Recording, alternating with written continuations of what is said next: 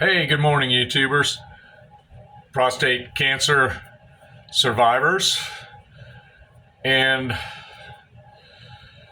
all around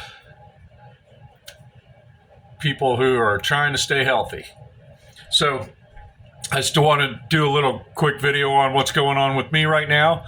I had cancer surgery in 2019, at the end of 2019 in December. I had a robotic assisted radical prostatectomy. I shopped around. I had a Gleason score of 4 + 3 = 7. You cancer prostate guys will know what that means. I had 19 biopsies. They were all 18 were positive. I made sure I had MRI before those biopsies, so they had targets. You want that. A lot of the biopsies they do are just blind. They'll go and they'll do 12. That's like the standard number they do. With mine, they had a target, so they did 19. They were mostly all positive and a high grade Gleason 7. Anyway, so they got all my cancer out. I had a little problems afterwards. They created a mild hernia when they blew me all up down there. I had some really bad infections in my left testicle. It took me months to get over that. It was a pretty slow recovery at first, but I rapidly got better. Got back on my regimen of low to zero carbs. I did carnivore for a while. Started getting some really bad cramping and hormone issues because I wasn't keeping my electrolytes. Started adding electrolytes. Actually came across somebody who I'd been following for years, Paul Saladino, who was carnivore, and then he switched to the meat and fruit diet. That's been a game changer for me. As soon as I added fruit into my diet, not processed sugars of any kind, but just fruit, game changer. My electrolytes balanced out, my hormones got better, my severe cramping, 99% better. I still do have some severe cramping from time to time, but it's probably due to my neurological issues. I've had that for years. Once in a while I'll get super bad cramps to the point where I can't even walk for a few hours sometimes. Anyway, I just wanted to talk about so I've had some seizures over the last year, and I was diagnosed with epilepsy, and my driver's license was taken away by the state. So I can't get to my job. I basically had to retire early, and it's very difficult and hard on my family. Also,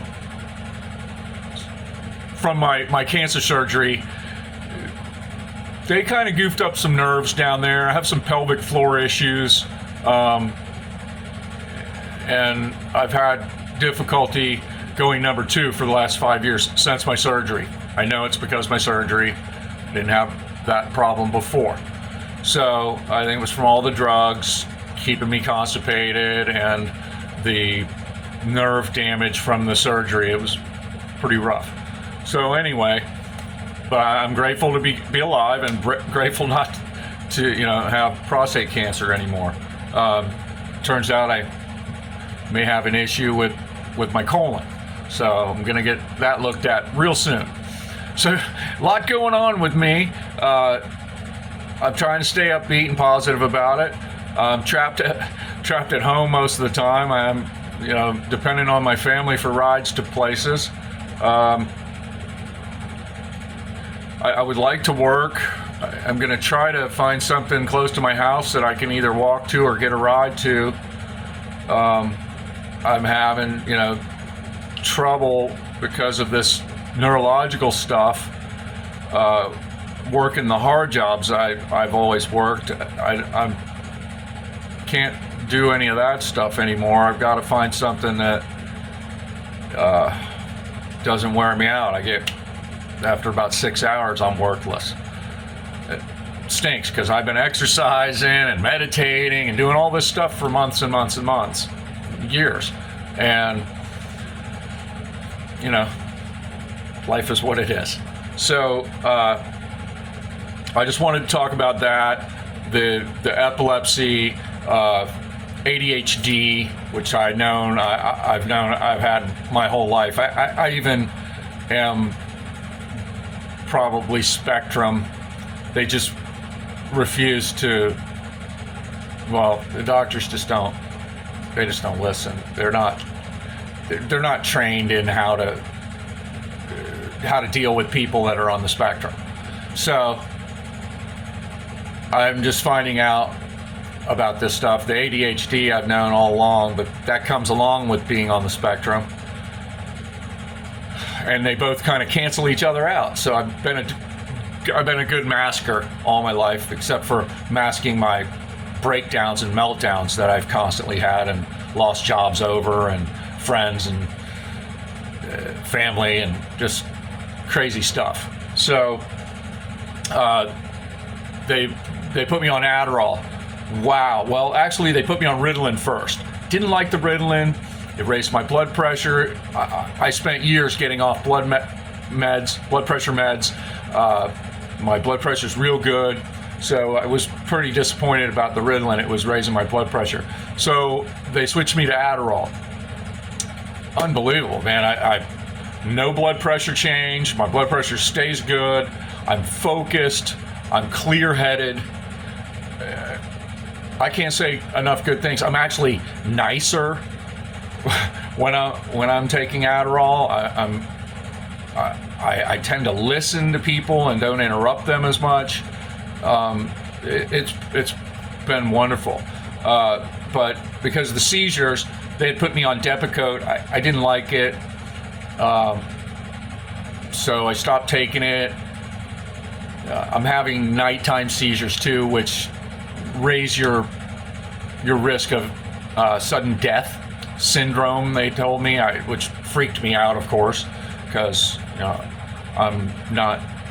don't have a typical brain, and of course I'm obsessed about it, and I'm going down the rabbit hole and all that stuff. Anyway, I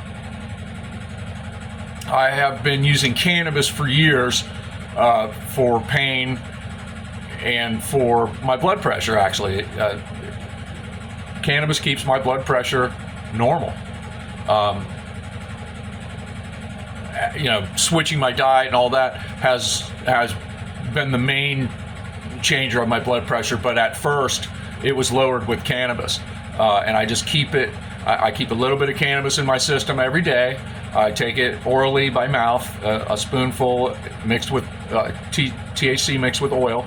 I take a spoonful of that. Keeps me kind of even keeled. It doesn't seem to, cause any interaction with the Adderall or vice versa. They seem to work pretty well together as long as I don't overdo it on the cannabis. The Adderall I don't have to worry about because it's extended release. I take one in the morning. I'm good for the day. So I just wanted to, talk to my guys out there, about, post-cancer surgery life and things that I do to mitigate that. I do intermittent fasting. So I only eat between 1:30 and 7 o'clock p.m. every day. And that helps me get my morning blood sugar at a normal rate before I start feeding that machine. Slightly higher than normal blood sugars, are, glucose dysregulation and prediabetes. So those of you who have blood sugars in the morning that are over 100, even though the medical people say that's, if it's under 140 or something like that, you're fine. But it should be under 100 in the morning after not eating for hours and hours and hours. So I noticed that mine was always over 100 every morning, no matter what I ate, even when I was pure carnivore. So I started doing the intermittent fasting, and that's changed quite a bit, depending on what I eat at night. If I ate something, I went kind of off the wagon and had a brownie or something with wheat and processed carbs in it, then I wake up with a higher than 100 blood sugar. This morning it was 105. I had a brownie last night. I had 2 brownies last night. Anyway, big ones. Anyhow, I don't usually do that. I try to stay pretty good with my meat and fruit. I try to have one meal of meat, maybe a protein shake with oranges, blueberries, stuff like that.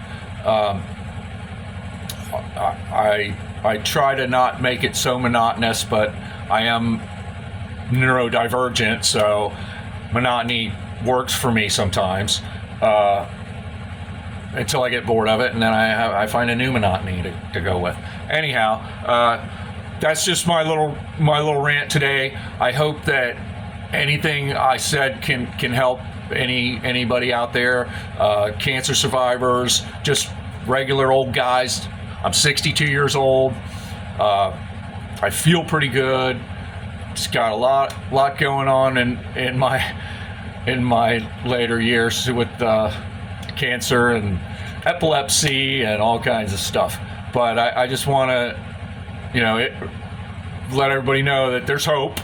And if you've been neurodivergent your whole life and not diagnosed, you're not a loser. You're not a failure. You just don't think like everybody else. And I'm finally forgiving myself for all my failures and trying to look at the successes I've had and just pat myself on the back for doing as much as I did do and not just giving up completely. So if you find yourself finding out in your old age that you're neurodivergent, ADHD, you're dealing with all these things and doctors won't listen to you and people haven't listened to you, it may be because of these things.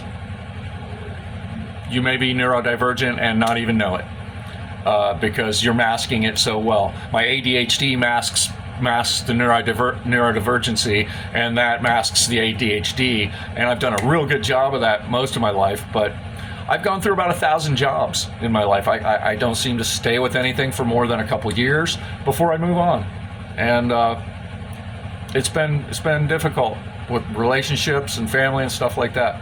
So anyway, I'm going to try to make more videos on how I'm mitigating these crazy mind issues and physical body issues. Thanks for your time, and hey, stay moving, keep moving, and love one another.